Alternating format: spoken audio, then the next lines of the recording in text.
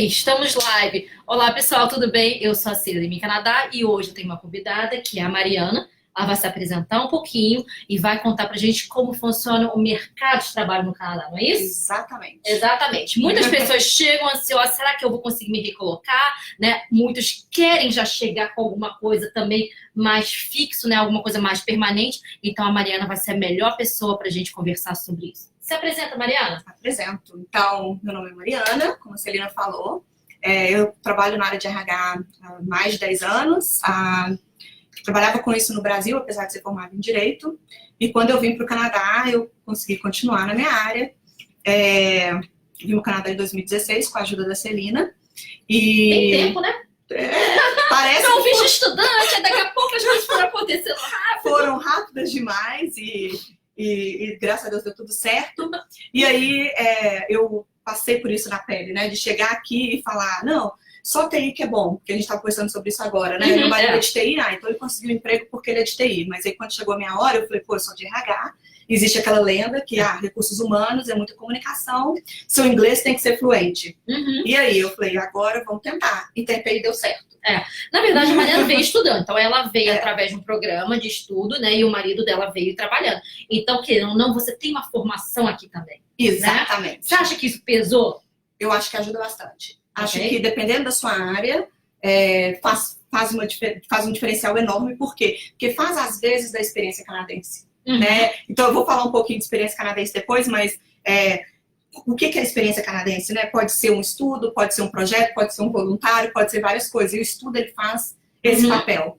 Acho que eu lembro muito. Na sua época de faculdade, você era bem ativa em diversas atividades, né? Isso também, com certeza, te ajudou a uma recolocação no mercado de trabalho, né? Com certeza. Eu acho que a grande vantagem de você estar numa universidade, no ambiente acadêmico aqui no Canadá, são os contatos que você vai fazer, as pessoas que você vai conhecer e as informações que você vai receber ali dentro vão te ajudar a abrir portas. Você falou sobre o inglês, né? Que tem que ter um inglês muito bom. Como era o seu inglês quando você chegou aqui? Meu inglês eu não vou falar que não era nada, porque eu entrei sem o PEFOI. Mas eu lembro da nossa primeira consulta que foi assim, Mariana, você não pode depender do PEFOI, tá? Você não tem proof of funds suficiente para depender do PEFOI. Ali era assim, Celina, eu te odeio, porque meu plano não era esse, você já jogou o prato de água gelada. Desliguei a consulta ali e falei, a gente é pobre, amor, o que a gente vai fazer?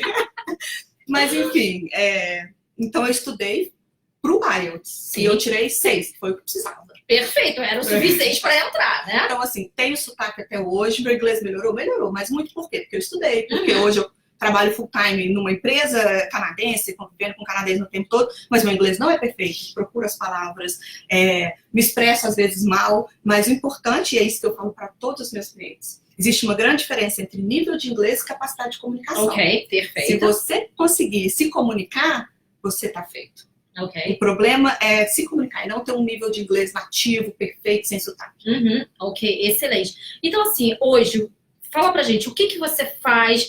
O cliente que te procura, qual o perfil desse cliente, qual a ajuda que você dá a eles? Tá. O que a gente faz? Então, a gente é uma consultoria. Né? Não sou coach e não sou headhunter. Ok. Então, porque uma amiga minha definiu muito bem o negócio, né? A consultoria era o quê? Era como um médico. Eu vou conversar com você, eu vou identificar o seu problema, eu vou te passar o remédio, os exames que você precisa fazer, eu vou te dar o caminho das pedras, mas eu não posso nem fazer o exame por você, nem tomar o remédio por você. Eu acho que é um trabalho parecido com o que eu faço, né? De consultoria, exatamente. Não faço milagres, eu não opero milagres, mas eu te dou os caminhos para que você possa chegar aonde você precisa chegar. Exato. Então, assim, o que eu faço é compartilhar meu conhecimento e minhas experiências. O que eu faço, só eu sei fazer? Não. Se você quiser sentar e fazer sozinho, você vai conseguir.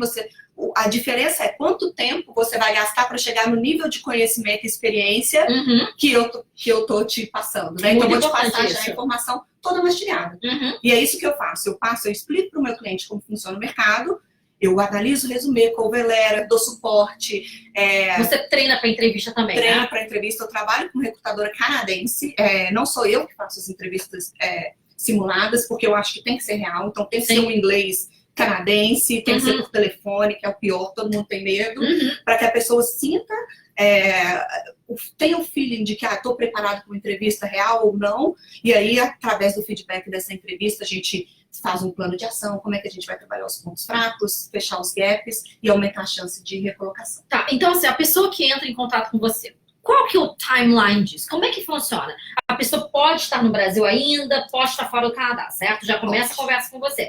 Tá, então, na linha do tempo, quanto tempo leva para a pessoa estar pronto a aplicar para trabalhos? Tá, depende muito da pessoa e do quanto que ela tem de tempo para se dedicar, né? Importante. Então, geralmente uma pessoa que está no Brasil, ela tem muito mais tempo porque ela está dedicando exclusivamente para o Projeto Canadá. Então, ela tem mais tempo para se dedicar àquilo ali. E aí, o timeline para ela começar, para receber o resumê dela e estar pronta, vai ser muito mais curto. Porque como que eu faço? Eu sento com a pessoa, eu tento entender o background, eu tento entender as skills, e aí a gente chega à conclusão de qual o posicionamento de mercado é ideal para aquela pessoa. Porque no Brasil você faz um pouco de tudo. E aí acontece isso, a pessoa chega que ela fica um pouco perdida de que tipo de vaga que eu vou aplicar, o que eu tenho condição de fazer.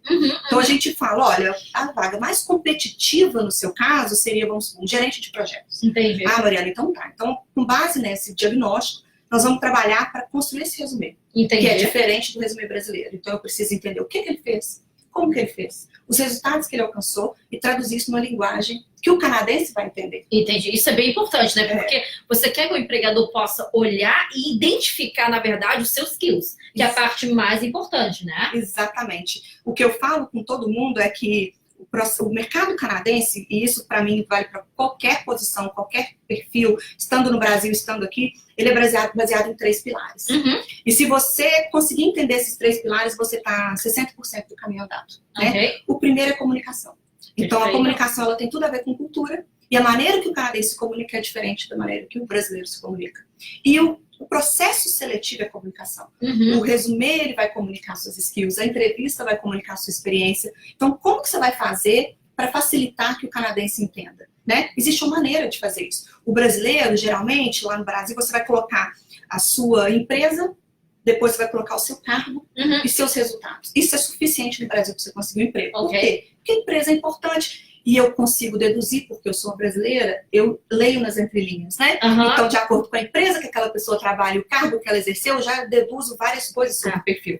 Por isso, a gente estava até conversando sobre isso antes, que é interessante porque a Mariana entende a linguagem, certo? Exato. Então, por você ter tido a vivência no Brasil e tudo mais, você entende o que aquele currículo, né, condiz com o mercado atual. E como ajudar esse cliente, na verdade, a uma recolocação de uma maneira mais rápida, né? Então, isso tem a facilidade da língua, do entendimento do mercado de lá e um bom entendimento do mercado daqui também. Porque não adianta só entender de lá e não entender daqui. Exatamente. É exatamente isso. Então, assim, eu vou chegar para o cliente e vou falar assim, olha, o canadense ele nunca vai extrapolar o que está escrito. Então, se você não for literal com o canadense, ele não vai entender o que você sabe fazer. Não espere que o canadense, só porque você escreveu que você é engenheiro, que ele entenda que você sabe mexer no Excel.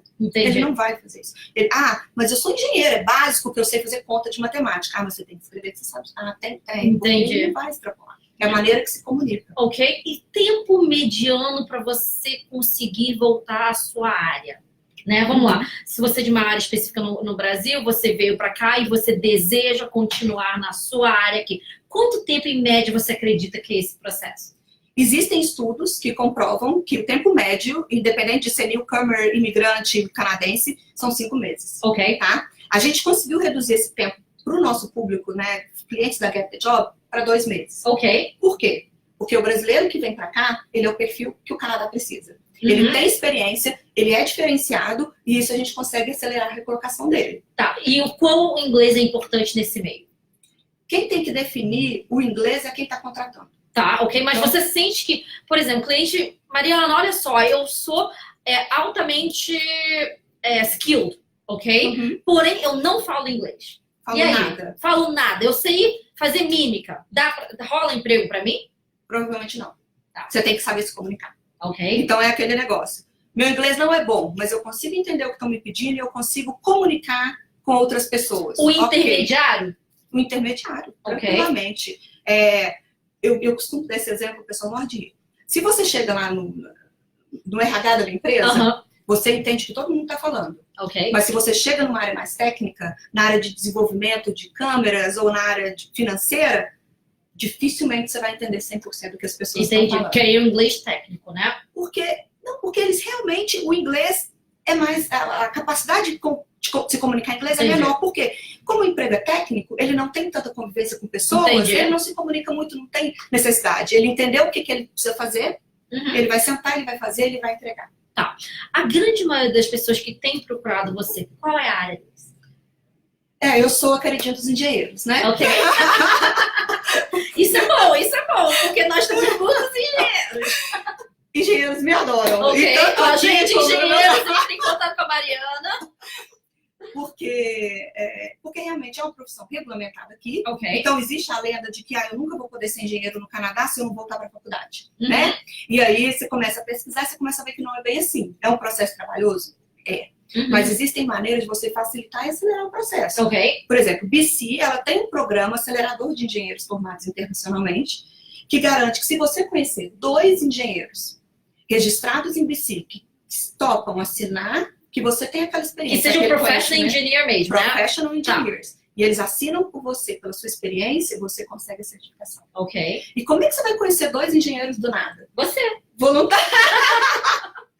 Pode ser também? Também. Mas através de trabalho voluntário, chegar no CREA daqui, né, na Associação de Engenheiros, falar, olha, eu acabei de tirar do Brasil, eu tô a fim de me voluntariar aqui, ajudar vocês nos eventos, e você vai conseguir fazer as conexões. E aí, tendo essas conexões, contando a sua história, você vai ver que vão surgir pessoas interessadas em ajudar. Por quê? Simplesmente porque é uma mão de obra muito requisitada. Eu estava num congresso que falou 75% da mão de obra de engenharia, ciências e tecnologia vai vir da imigração nos próximos 10 anos.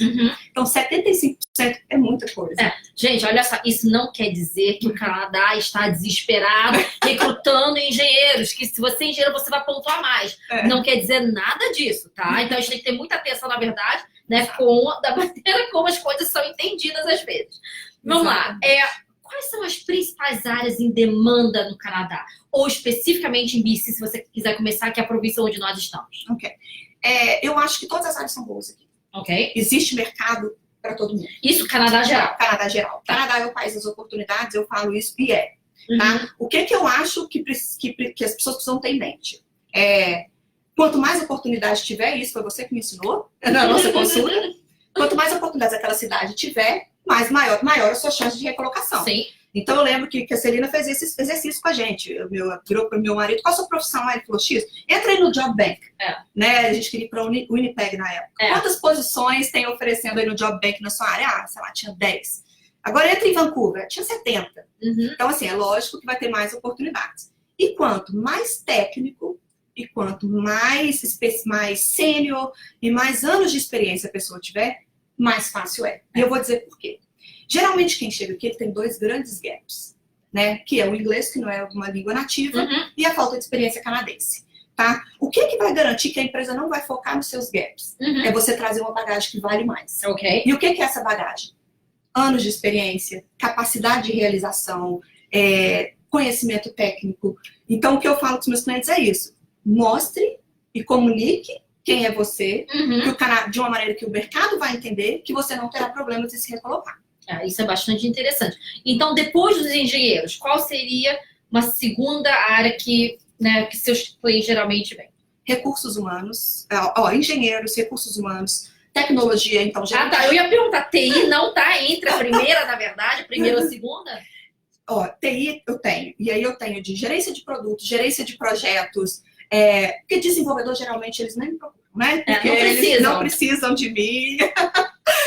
Mas as pessoas mais nas áreas mais sêniores e de gerência vão me procurar. Você diria que hoje os seus clientes, eles são mais seniors? Você sente isso? Sinto.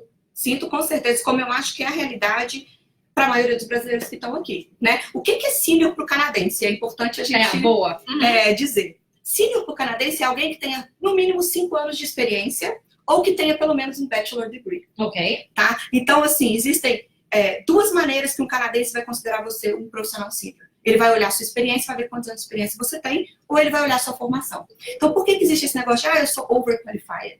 Porque, às vezes, a pessoa pegou e a pessoa tem uma pós-graduação, um MBA, e aplicou para uma vaga de assistente pessoal.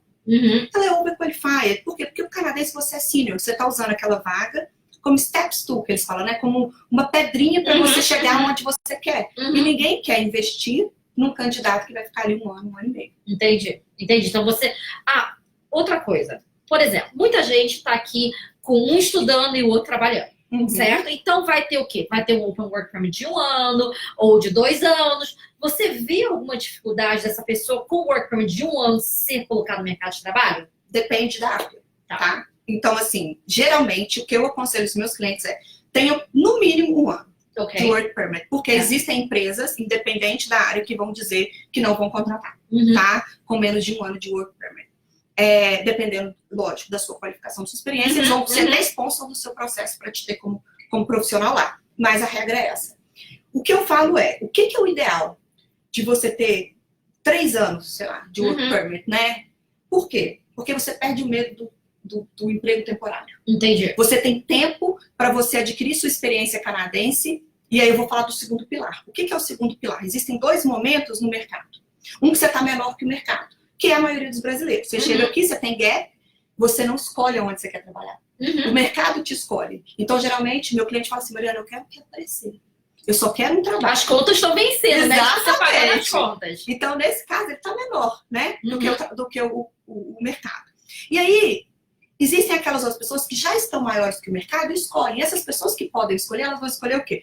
Um trabalho permanente. Empresas como Google, Amazon, empresas grandes, que têm grandes benefícios. E uma empresa que está menor que o mercado, aonde que ela vai ser mais competitiva? Empresas como startups, menores, que não têm condição de pagar o que o mercado paga, mas talvez um pouquinho abaixo, e que não vão te dar todos os benefícios que tem no mercado, ou não vão te dar um contrato permanente, mas vão te dar um contrato temporário. E aí, durante aquele 1 ano ou 6 meses que você está no contrato temporário, você está adquirindo experiência e está crescendo.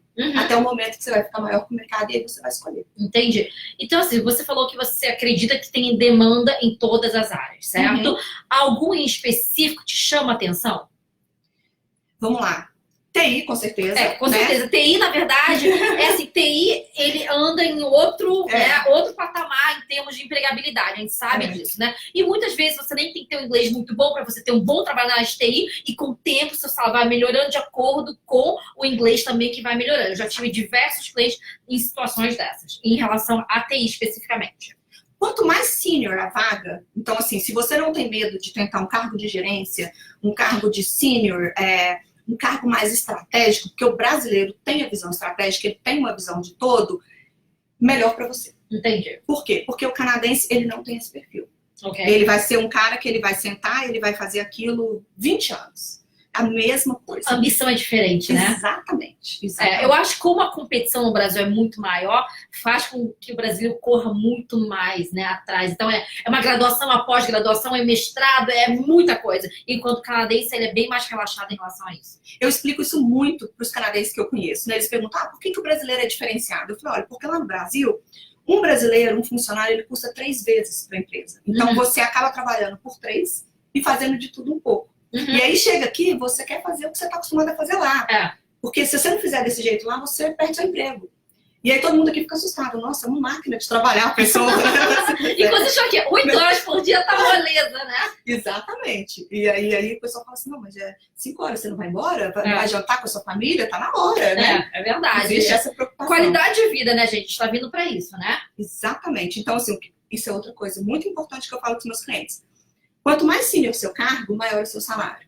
Mais flexibilidade você vai ter na sua jornada de trabalho, mais férias você vai ter, mais benefícios então você vai ter mais condição de ter uma qualidade de vida, que é o que você está buscando no Canadá. Então, assim, quanto mais júnior for o emprego, talvez você vai ter que trabalhar mais, porque seu salário vai ser menor para pagar as contas, e você não vai ter tanta flexibilidade, não vai ter tantas férias. Então, isso é outra coisa que você precisa considerar. Com certeza.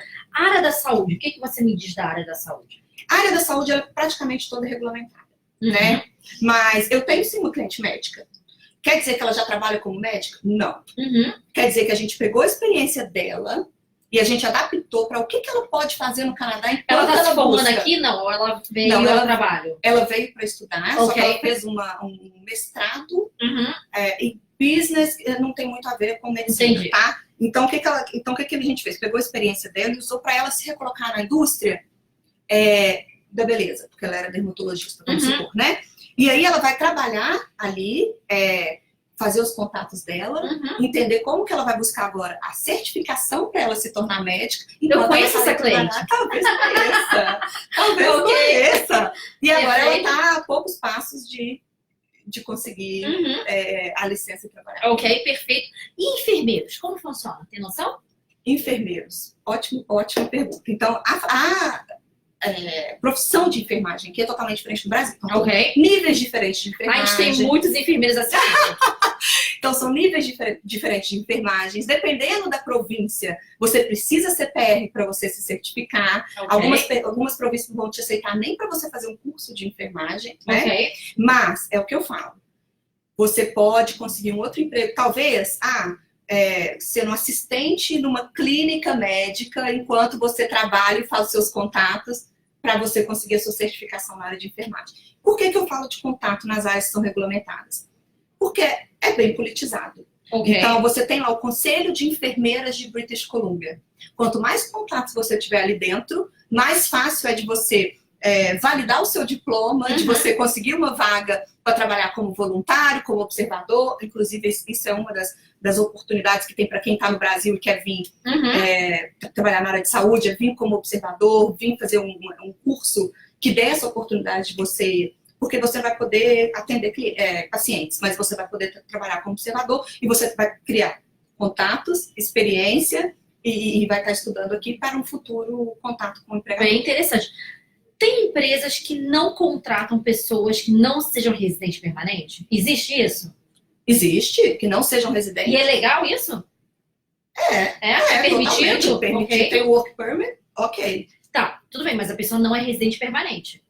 A pergunta é, a pessoa tem vagas que exigem que você seja pelo menos PR para ser contratado? Só vagas que vão exigir que você seja PR são vagas do governo, ou vagas que vêm do grant do governo. O governo está pagando aquela vaga. Entendi, Mas esse não é nem permitido, é ilegal. Ninguém pode, inclusive, eu não posso perguntar numa entrevista para um candidato qual o tipo de visto que ele tem. Eu posso perguntar se ele tem a permissão de trabalhar. E eu não posso perguntar para ele qual o status imigratório dele. Você tem a permissão para trabalhar? Tem. Depois que ele aceita a job offer, essa job offer geralmente ela é condicionada à sua habilidade, né, a sua work authorization, né, a sua capacidade de poder trabalhar no Canadá, é que eu vou perguntar qual visto, de quanto tempo. Então a pessoa passa pelo processo todo de seleção para chegar lá na frente e dizer, olha, eu posso trabalhar 1 ano. Ou 2 anos. A não ser que, e isso vai acontecer, tá, gente? Não é porque é ilegal que não vai deixar de acontecer, é que muitos recrutadores vão perguntar. Você tem pelo menos 1 ano? O que acontece? Assim, por exemplo, a gente quando posta uma vaga, a gente procura candidatos que sejam pessoas com pelo menos 1 ano de work permit. Por quê? Nesse meio que a gente trabalha com coisa de imigração, o treinamento são de pelo menos uns 6 meses. Então, se a pessoa só tem mais 6, né? Se a pessoa tem 8 meses de work permit, eu só tenho praticamente mais 2 meses para colocar a pessoa realmente, né, para trabalhar, porque os outros 6 são de treinamento. Exatamente. Então, isso é com todas as áreas. É um pouco complicado. A curva de aprendizado ela é no mínimo 6 meses. Dependendo do cargo, ela é 1 ano. Então, como é que você quer ser contratado para ser gerente de uma empresa se você só tem 1 ano? Isso é bem importante, né? Área de direito, para recolocar no mercado. Área de direito. Excelente pergunta. Você não vai trabalhar como advogado se você não for, se você não tiver a certificação. A revalidação, para trabalhar, a revalidação do diploma e tudo. Mas você pode trabalhar como um assistente, né, um legal assistant, você pode trabalhar como um técnico. E, gente, não é porque a certificação da área de direito para você ser um professional lawyer é difícil, que uma para ser um legal assistant vai ser difícil. Então, às vezes, vale a pena você investir num curso de 6 meses e pegar a certificação de legal assistant e aí você conseguir já começar a atuar e fazer os contatos, já tá ali na área. Perfeito. Tem uma pergunta do Bruno, né? Sou formado como técnico de mecânica e trabalho na Petrobras há 7 anos. Estou indo para Vancouver com Open Work Permit de 2 anos. Gostaria de saber como faria para continuar atuando como técnico. Preciso de alguma licença específica? Precisa. Com certeza, dependendo da província, vai vir para Vancouver. Então, aqui em BC, tem o site que você vai poder olhar, que é o Professional Association of Engineers e Geocientistas, que você vai chegar lá e você vai ver o que você precisa para conseguir essa licença. O que eu posso dizer é, para uma vaga de técnico, dependendo dos contatos que você tem aqui, dependendo da sua experiência, a própria empresa que quer te contratar, ela vai bancar essa certificação para você. É muito comum aqui, na verdade, as empresas, né? Uma vez você começando e vendo seu potencial, eles bancam os cursos para você tirar os certificados, certo? Para você poder atuar. Isso é bem comum, na verdade. E uma coisa que a gente precisa entender, que no Canadá é completamente diferente do Brasil, é que um salário de um técnico não é muito diferente de um engenheiro. Então, às vezes, a pessoa fica muito, eu tenho que ser engenheiro, mas aí o engenheiro vai ganhar 120 mil por ano, o técnico ganha 100. E fora o valor que vai gastar para fazer revalidação do diploma e todo o tempo de estudo, o estresse que é, né, leva um tempo. E o engenheiro aqui, ele, pelo menos pela minha experiência, as empresas nas que eu trabalhei aqui, ele é muito mais comercial. Ele é muito o cara que vai buscar os contratos, que vai trazer os clientes para a empresa, enquanto o técnico é que vai fazer o trabalho técnico, os projetos e tudo mais. Então, você tem que ver também o seu perfil, o que você quer. Rubens perguntou, sou formado em ADM, tenho chance de emprego? Muita, dependendo da sua área, da sua experiência, muita. Porque a administração é uma área super abrangente. Então, é preciso entender, né, qual é a sua experiência e onde que você tem atuado nesses últimos anos, quais são as suas skills, né, o que você tem para oferecer para o Canadá, e aí, mas com certeza a administração não é uma profissão regulamentada, então é uma profissão que você já pode chegar trabalhando. Ok, legal. Empresas estão abertas a contratarem pessoas que ainda estejam no Brasil? Na sua opinião, o que você acha? Depende muito. Eu costumo falar assim com o meu cliente, olha, você está no Brasil, você quer vir para cá, você quer uma job offer estando lá. Você é uma mosca branca? Você é super técnico, e geralmente é para TI mesmo que eles contratam. Então, assim, por exemplo, eu tenho um cliente que está vindo para visita exploratória porque ele é da área de efeitos visuais. Ok. Né? Super experiência com cinema, 3D. Ele tá vindo no lugar certo. Não é? Então, assim, pode vir para uma visita exploratória que você vai fazer contato aqui. Provavelmente, ele vai conseguir uma oferta, ou no mínimo, conhecer pessoas que vão facilitar essa oferta quando ele tiver o outro. Agora, o que acontece nessa área especificamente, tá? Apesar de ser uma área altamente demandada, tem muito emprego aqui, a grande maioria das vezes é por contrato de produção, tá? Então, isso para fins de imigração, nem sempre ele soa bem.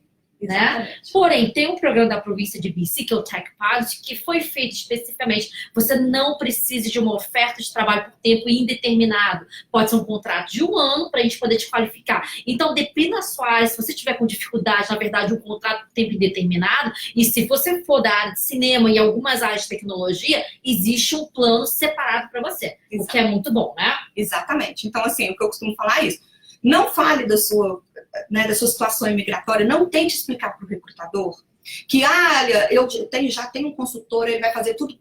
O recrutador não sabe nada de imigração. Você vai só confundir a cabeça dele. Você vai botar uma curvinha e falar assim, peraí, o que está acontecendo com essa pessoa, né? Exatamente. Então, assim, não tente, por mais que eu entenda que você tenha boa vontade de querer explicar, que é fácil para você conseguir o Open Work Permit, mas evite ter esse tipo de conversa com o recrutador, porque pode te prejudicar. Tá, área da logística, como é? Excelente área que tem porto, dependendo da sua experiência, você vai conseguir, não vai ter problema nenhum. Tá, pergunta é, qual é uma área que, dependendo da sua área, não vale a pena você vir para o Canadá? Ai, que pergunta difícil! Eu não sei, eu costumo dizer assim, no Brasil a gente tem muitos diplomas de bacharelado para uns cursos que aqui não vai ser um bacharelado. Entendi. Né?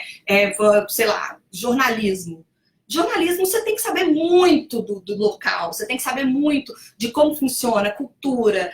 E aí eu já acho um pouco mais complicado, a não ser que você seja um correspondente internacional. Entendi. Você vai escrever sobre o Brasil, né? Ou alguma coisa assim. Porque senão você precisa estar aqui há um bom tempo para poder entrar no mercado. Tá. Então você tem que ter esse self-awareness, que a gente fala, você tem que se conhecer e ter esse senso crítico de falar, pô, a minha área, realmente, eu preciso ter esse conhecimento local, ou eu posso ir e exercer o que eu exerço aqui no Brasil e não vai ser um problema. Ok. Mariana, passa pra gente os seus contatos e como funciona o seu trabalho. Explica para as pessoas, ok, entre em contato comigo, o que eu faço com você, como funciona. Ok.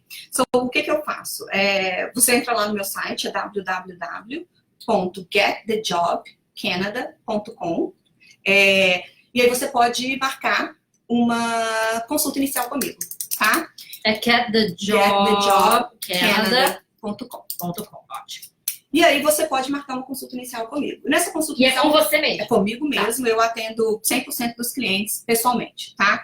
Então a gente vai conversar sobre a sua experiência de trabalho, sobre o que você tá precisando, quais são as suas dúvidas. Eu vou fazer um overview de como funciona o mercado e aí eu vou te falar dos meus serviços. E os meus serviços, eles têm serviços que são avulsos, então eu ofereço desde uma entrevista simulada avulsa, não, eu só quero fazer entrevista, eu tenho para te oferecer.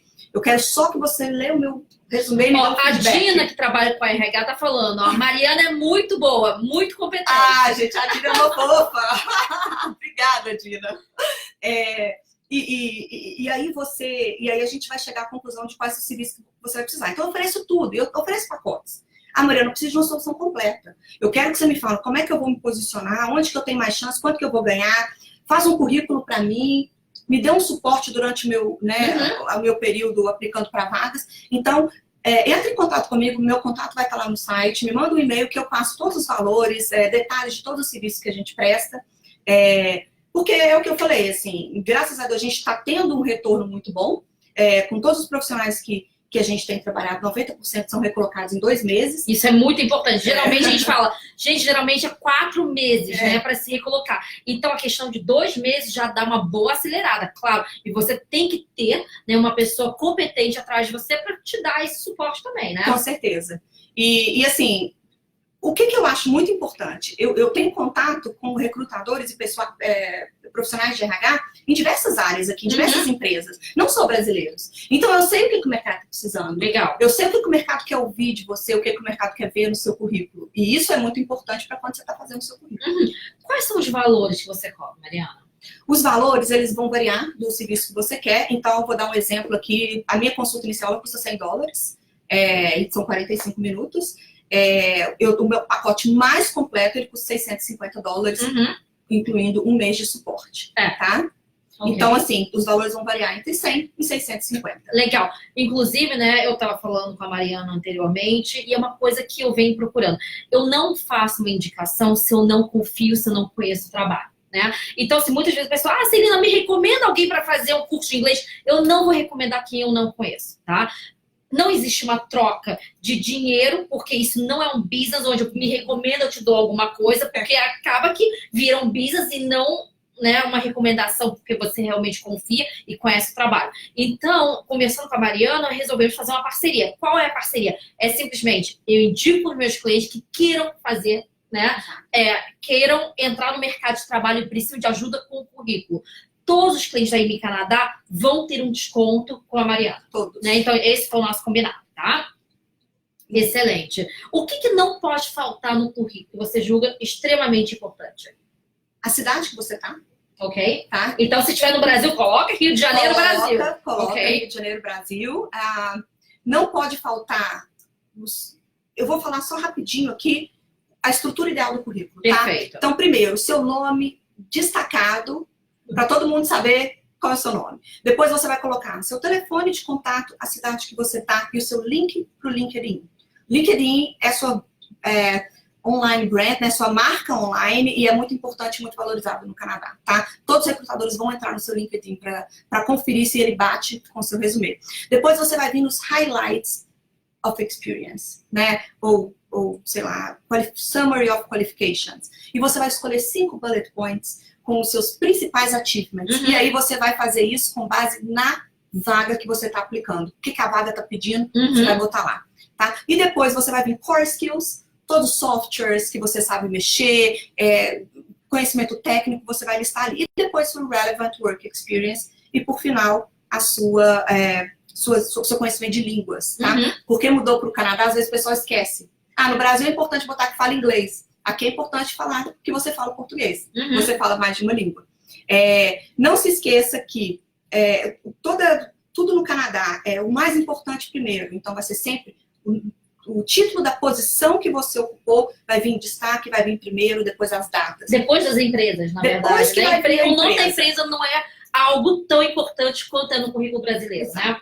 Exato. O canadense, ele quer saber se você sabe fazer. Ok. E se você já trabalhou com isso. Ok. E o que vai dizer isso para ele é a posição que você ocupou e aqueles bullet points quando você vai descrever o que você fez lá. Qual é a importância de uma cover letter? Isso é tão...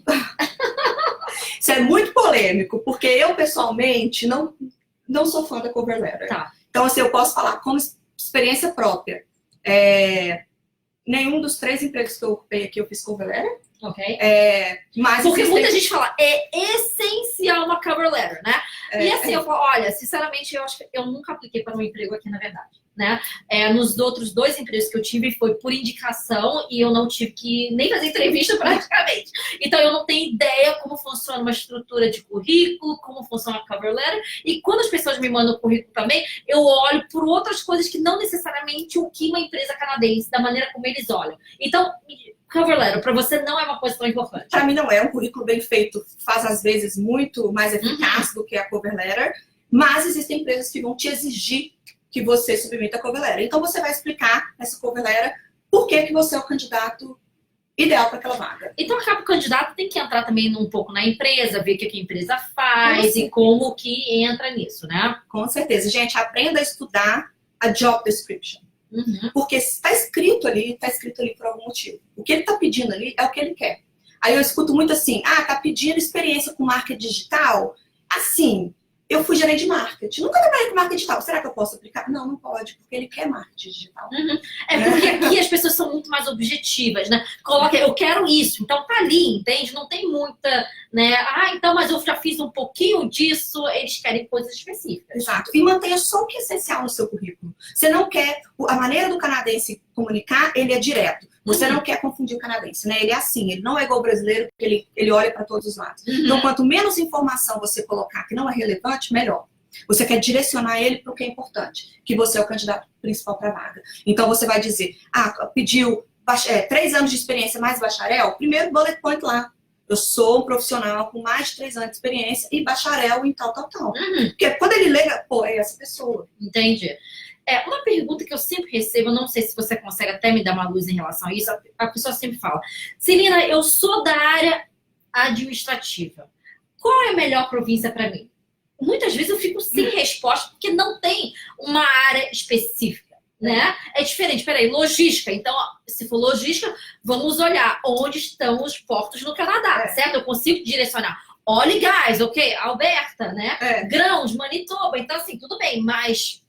né? Às vezes a pessoa faz uma pergunta, por exemplo, nesse estilo, que eu fico sem saber. Ok, médicos, o Canadá todo precisa de médico. Só que para você poder exercer a sua profissão como médico, você vai ter que passar por um processo de revalidação de diploma, que demora, né? Você tem que ser residente permanente para poder passar em certas etapas de provas. Então, é um pouco complicado, né? Exato. Te pergunta muito assim também, olha, eu quero ir e me arruma uma província para ir? O que eu mais escuto é isso. Tipo, qual é o melhor mercado? Esse mercado é bom? Ou essa província é boa? Gente, se você tem experiência, se você consegue comunicar isso, quem vai fazer a oportunidade é você. Então, assim, é lógico que, igual você falou, você não vai tentar uma logística, sua experiência toda com logística portuária, você não vai para uma cidade que não tem porto. Né? Aí é o senso crítico. Mas tenha consciência que a administração vai ter. Qualquer lugar que você for vai ter, né? Agora, Vancouver, Toronto são os polos. Vão ter mais empresas, mais oportunidades. Então, a competição é um pouco maior? Mas as suas chances também são maiores. Eu acho que é uma conversa que volta um pouco que nós conversamos na nossa consultoria em 2015, não foi? 2015, 2014? Isso. Né? Porque muita gente fala, eu quero uma cidade menor porque o custo de vida vai ser menor. Legal, mas isso quer dizer que você vai ter maior empregabilidade? Não. Não somente isso. Você vai parar numa cidade, de repente não tem empregabilidade para você, você vai ficar 2 anos estudando, fazendo todos os seus contatos, e você não tem nem para onde usar esses contatos futuramente. Exatamente. Né? E assim, o que você prefere? Você prefere morar numa cidade que o custo de vida é mais baixo e que você tem que trabalhar em empregos que não são relacionados com a sua experiência profissional? Ou você prefere trabalhar numa empresa, numa província, que o custo de vida é alto, mas que você ganha o suficiente para bancar aquele custo? Exatamente. Essa é uma grande diferença, né? Vamos lá. O Leandro está perguntando, qual a diferença entre contratação full-time e contract? Ok. O contract é prazo determinado. Então, ele pode ser 1 ano, 6 meses, 3 anos, depende. Né? O full-time é uma oferta por tempo indeterminado. Eu estou te contratando e estou dizendo, eu quero que você seja meu funcionário por quanto tempo eu precisar e você quiser trabalhar para mim. Uhum. Então pode ser 5, 10, 20 anos, mas pode ser 3 meses, se você não estiver performando, eu vou te mandar embora. Mas não tem um prazo final, né? O que acontece, tá? Para efeitos de imigração, tá? Se você estiver pensando em, peraí, eu quero imigrar, né? Eu quero trabalhar no Canadá, adquirir a experiência canadense para conseguir imigrar, o Canadian Experience, aí entra um ponto muito importante que é, se você é empregado, você pontua, se for NOC 0 OAB, 30 horas ou mais, que é full time. Se você for subcontratado, né, ou você tem uma empresa, você manda invoice, você não é empregado. Essa experiência como self-employed, ele não te ajuda no processo de licença permanente. Exatamente. Então, isso é uma coisa bem importante, tá? Essa experiência, ela vai te ajudar a conseguir um emprego melhor ou talvez uma oferta full time. Sim. Mas ela, como a Celina bem disse, não vai te ajudar na sua imigração. Então, você precisa se planejar. E é por isso que eu falei da importância, talvez, ter um visto de trabalho mais longo. Né? Fazer, talvez, um college que te dê os 3 anos de PGWP. Por quê? Porque você vai ter tempo para, talvez, trabalhar 1 ano como contratado, né? Prazo determinado. E esse 1 ano vai te deixar maior que o mercado e você vai conseguir uma oferta por prazo indeterminado. Perfeito. Logo E o cargo horário de trabalho, na verdade, a carga horária é em torno de 8 horas, 40 horas por semana é a grande média, né? Quanto mais senior, a tendência é que seja um pouco menor. Então, hoje você já vê 35 horas por semana em algumas empresas. Okay. Como maneira de atrair os talentos. Ok. Você consegue dizer pra gente mais ou menos uma média salarial, só pra gente ter uma noção, posição, né? Senior, junior e quanto por ano, mais ou menos? Consigo. Então, assim, vai depender um pouco se a empresa é grande ou pequena. Claro. Então, eu vou falar aqui uma média, tá? E aí, quando a empresa for maior, você vai botar essa média um pouco para cima. Quando a empresa for menor, vai ser um pouco para baixo. Então, entry level, a gente está falando entre 45 e 60 mil dólares por ano. Tá. O que seria um trabalho entry level? Entry level é um coordenador, um assistente, qualquer cargo que não exija nem bacharel, nem pelo menos 5 anos de experiência de trabalho. Ok, perfeito. Tá? A partir disso, você já vai começar a falar entre 65 a 90 mil dólares por ano, é o intermediário. Então, são pessoas que precisam de pelo menos ter um bacharel, e aí a gente está falando de desenvolvedores, de profissões técnicas, das professional careers, que eles falam, que são os NOC 0 A ou B, e que tem mais de 5 anos de experiência. E aí, acima de 90 mil, você já está falando de cargos sêniores, de gerência. Então, lógico, se for um engenheiro, o técnico em engenharia ele já vai começar ganhando 90 mil. Entendi. Geralmente, né? Enquanto que um profissional da administração, sei lá, um analista de finanças, ele vai começar ganhando uns 65, 70 mil. Na área farmacêutica, nós temos mercado aqui? Boa pergunta, não sei. Teria que pesquisar. Ninguém me perguntou, eu nunca tive um cliente dessa área, mas não sei. Ok, perfeito. Eu acho que vale a pena também você entrar no Job Bank, né? Para ter uma noção de salário, em termos de empregabilidade, né? Vamos lá. Quais são os sites de busca de emprego que você acha essencial a pessoa começar? Ok. Primeiro, LinkedIn. Então, assim, para mim é onde... Para vocês terem uma ideia, custa 10 mil dólares por ano para uma empresa poder colocar as vagas dela no LinkedIn. Uau, ok. Então é um investimento em tanto. Exato. Então você não vai ver vaga falsa, você não vai ver scam, você vai ver vagas verdadeiras e empresas que estão realmente querendo te contratar, tá? Eu gosto muito do LinkedIn. A Glassdoor. Então, o Glassdoor, ele não era conhecido no Brasil quando eu estava lá, não sei se passou a ser, mas aqui ele é muito forte. E o Glassdoor também, ele é bem caro. O Glassdoor é onde existe uma pontuação para a empresa que os funcionários colocam? Exatamente. Então, cada funcionário com raiva vai tirar um pouquinho de ponto, né? Então, o Glassdoor, ele é super polêmico, porque você pode ver os reviews, você pode ver as perguntas que fazem nas entrevistas, os benefícios, salário médio que é pago, então, mas é uma excelente fonte também de vagas. E o Indeed? O Indeed, ele tem mais volume de vaga, mas ele vai ter todo tipo de vaga. Então, ele vai ter vaga entry-level, ele vai ter vaga senior, nem tão senior quanto no LinkedIn e no Glassdoor, mas ele vai ter. E lá você pode encontrar algumas vagas falsas, algumas vagas de recrutador.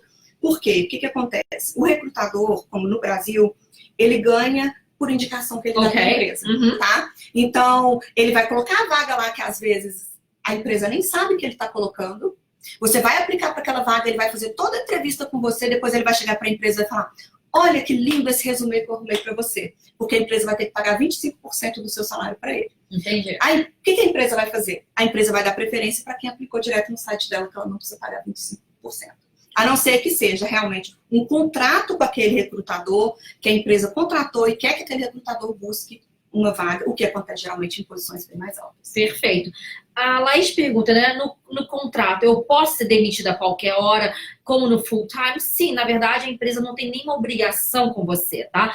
Por exemplo, isso num contrato normal, ou até mesmo você entrou com o suporte da empresa para o processo de residência permanente. O fato de ela ter te dado uma carta, né, que é por tempo indeterminado, não quer dizer que a empresa tem que ficar com você. A partir do momento que as coisas não estejam funcionando, você pode ser dispensada, tá? Então, não é uma segurança total. E aqui, apesar da gente ter o período de notice, que é o aviso prévio do Brasil, é de apenas 2 semanas. Então, para a maioria das empresas... pelo que eu sei, 2 semanas, dependendo o tempo que você está lá e a posição que você ocupa. Exatamente. Né? Então, porque, na verdade, é uma cortesia. Na verdade, a lei pede que o empregador dê as 2 semanas, mas o funcionário não precisa dar. Pois é. Então, eu sempre digo, é uma cortesia, você está recebendo um notice, né? Exatamente. Então, assim, o que vai acontecer na maioria dos casos é se você não estiver performando ou tiver algum problema e a empresa precisar te demitir, o que ela vai fazer geralmente é te pagar essas notices, porque se ela está te demitindo, não tem por que você ficar ali mais 2 semanas trabalhando para eles. Ok. A área de engenharia civil, como você vê? É uma excelente área, só que geralmente você vai precisar de ter conhecimento local. Ok. As legislações são diferentes, os contatos são diferentes, e como eu falei, como o engenheiro civil aqui ele é muito comercial, eles vão exigir que você tenha conhecimento do mercado, porque é com que você vai fazer seus contatos e buscar os contratos para cá. Então, comece numa empresa de engenharia civil, talvez como um técnico, ou em algum outro cargo de suporte, e aí consiga desenvolver ali dentro, talvez eles paguem até pela sua certificação. Ótimo. E arquitetos? Arquitetos é excelente área também, tá? Eu conheço pessoas que trabalham aqui como gerente de projetos. É uma área, sim, regulamentada. Se você não tem a certificação como Professional Architect, você não pode assinar projetos, mas nada impede que você trabalhe numa empresa como gerente de projetos, por exemplo, se você não for assinar um projeto. Perfeito. Alguma certificação que você acha ideal que as pessoas tenham para entrar no mercado de trabalho aqui? Depende da área. A certificação, ela vai te abrir portas. Então, vou dar um exemplo. Em RH, não é uma profissão regulamentada, mas existe uma certificação do profissional em RH. Eu fiz a certificação, me abriu portas. Né? Que é uma prova. É uma coisa rápida? É uma prova. Você estuda online e faz uma prova, Exato, é isso? Exato. E aí depois você tem que ter 3 anos de experiência validados para você ter a full license, né? Então, assim, ela vai sempre te abrir portas. Se você puder investir, ótimo. Então, assim, o que eu falo? Às vezes, uma certificação pequena. Eu tive uma cliente que ela era funcionária pública no Brasil, ela era policial civil durante 25 anos. Ela chegou aqui e falou: como é que eu vou trabalhar aqui? Falei: vamos ver qual é a sua experiência. Então, a gente conseguiu que ela, com uma certificação que ela fez online de Lean Six Sigma, que é uma certificação de melhoria de processos, ela entrasse numa empresa como analista de compliance. Ok. Então, foi uma certificação que ela investiu, acho que $600, $700, fez em 6 meses, online, e aí abriu portas, porque melhoria de processos aqui é uma área em super demanda. Se você tem um Lean Six Sigma no seu currículo, experiência, pode vir que não vai faltar oportunidade. Olha, eu tenho múltiplas da área da contabilidade, tá? Que eles conseguem se recolocar facilmente, ok? Vamos lá, o que aconteceu aqui? O vídeo foi pausado, voltou. Área da contabilidade, tá? Então, assim, eles conseguem se recolocar aqui facilmente. Você enxerga dessa forma também pela área da contabilidade? Com certeza. Então, começa a ser, geralmente como bookkeeper, como analista, porque assim, a área da contabilidade, ela vai, para você crescer, ela vai te exigir o CPA, que é a certificação de Professional Accountant. Mas, se a sua expertise é em analista financeiro, então FP&A, né, que é o Financial Planning and Analysis, você não precisa de certificação. Então, você pode chegar no cargo sênior na área financeira sem a certificação, mas para a área de contabilidade, se você quer virar um gerente, quer virar um CFO, quer virar um diretor, você vai precisar do CPA. E a empresa vai pagar. Ótimo. Falando do CPA, tá? Eu tive algumas pessoas que tentaram aplicar o CPA. Eu quero estudar no Canadá, eu estava aqui como visitante e quiseram fazer o CPA, tá? É muito, muito, muito difícil esse visto passar. Eu explico por quê. O CPA ele exige, tá? Uma experiência de trabalho, né? Como é que falaria? De estágio, ok?